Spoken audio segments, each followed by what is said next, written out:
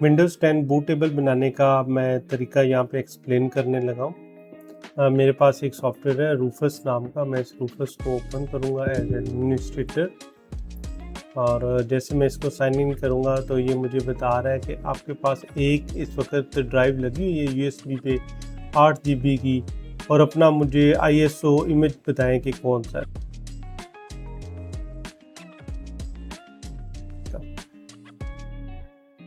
तो विंडोज़ 10 का ये मैं इसे सिलेक्ट कर लेता हूँ और ये GPT उसका बना देगा दिस और दिस, और आपने इसको स्टार्ट कर देना है और ओके कर देना, प्रेस कर देना ओके। ये थोड़ा सा टाइम लेगा और इसके बाद हमारा ये USB विंडोज़ 10 बूटेबल के तौर पे तैयार हो जाएगी।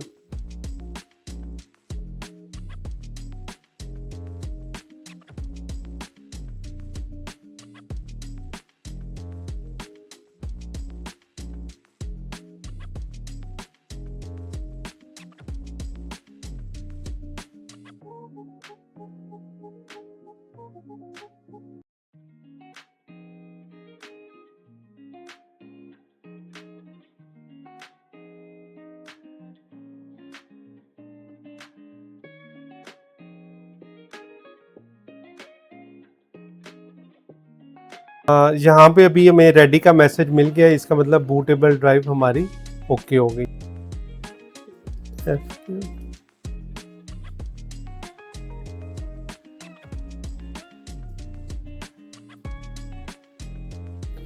ये मेरी विंडोज़ 10 ये इसके ऊपर बूटेबल ड्राइव भी ओके हो गई है।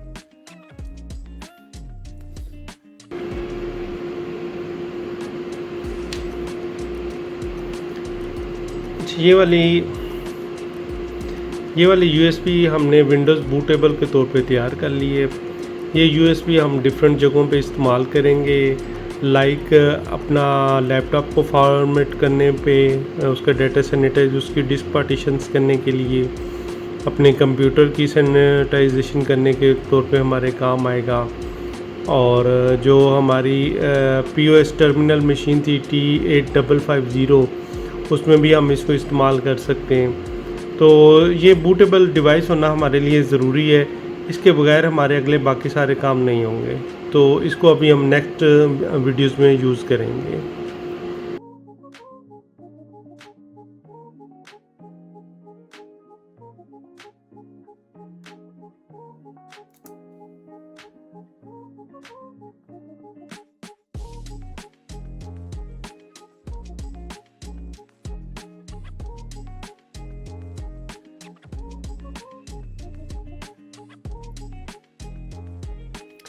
शिफ्ट F10 प्रेस करने से मेरे पास ये डायलॉग बॉक्स ओपन हो गया।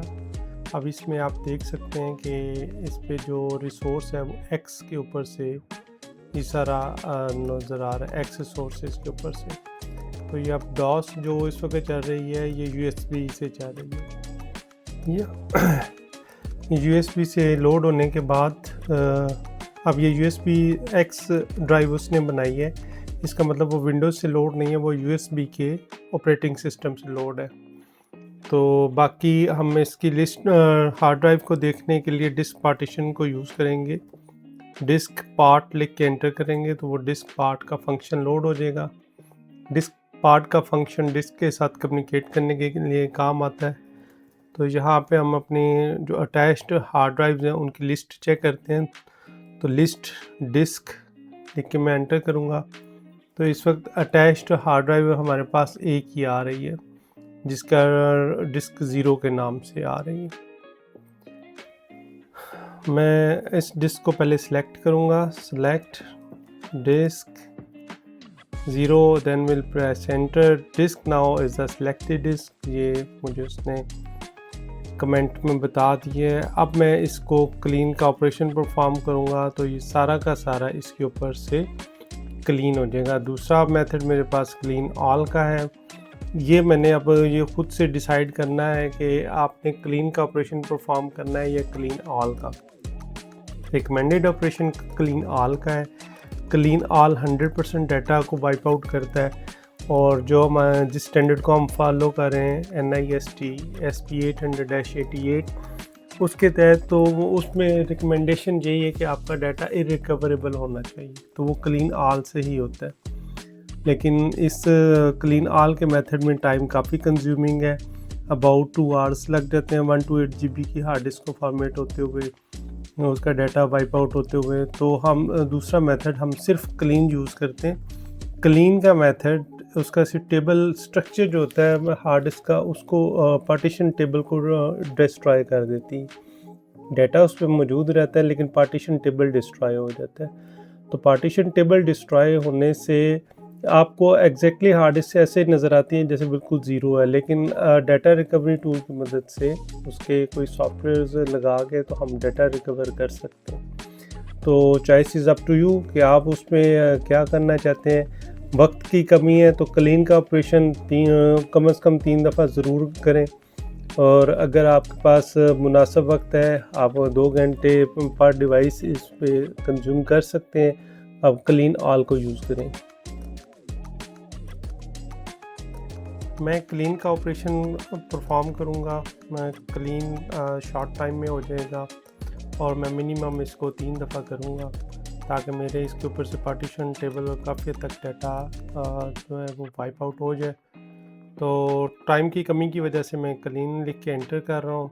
जैसे ही मैं एंटर प्रेस करूँगा तो मुझे फ़ौरन ही उसने diskpart succeeded in cleaning this disk, उसने फ़ौरन ही क्लीन कर दिया सारे सिस्टम को। मैं 2 दफ़ा इसको और ऑपरेट करता हूँ, क्लीन एंड क्लीन, तो ये टोटल 3 दफ़ा ऑपरेट किया तो ये मेरा टोटल की टोटल पार्टीशन काफ़ी हद तक डाटा इसके ऊपर से वाइप आउट हो गया। यहाँ से मैं एग्ज़िट कर जाऊँगा, एग्ज़िट मैं वापस उसी लोकेशन पे आ गया। अब अनफॉर्चुनेटली अगर मैं इसको बंद कर दूँगा तो ये विंडोज़ और उसका सारा डाटा वाइप आउट हो गया, तो ये कुछ भी स्टार्ट नहीं करेगा। तो बस हमारी रिक्वायरमेंट इतनी थी कि डिस्क को बिल्कुल ज़ीरो कर दिया जाए, ख़ाली कर दिया जाए, वो हमारी हो गई है। अब आपने यूएसबी उतार के और अपने कंप्यूटर को प्रॉपर शट डाउन कर सकते हैं या उसकी पावर ऑफ कर सकते हैं। तो अब आपकी हार्ड डिस्क के ऊपर कोई भी किसी किस्म का डाटा नहीं है और वो आप ये कह सकते हैं कि हम इसमें बिल्कुल सेफ़ हैं, हमारा इसमें डाटा नहीं है। तो आज की वीडियो यही आपकी गाइडलाइन थी। Thank you.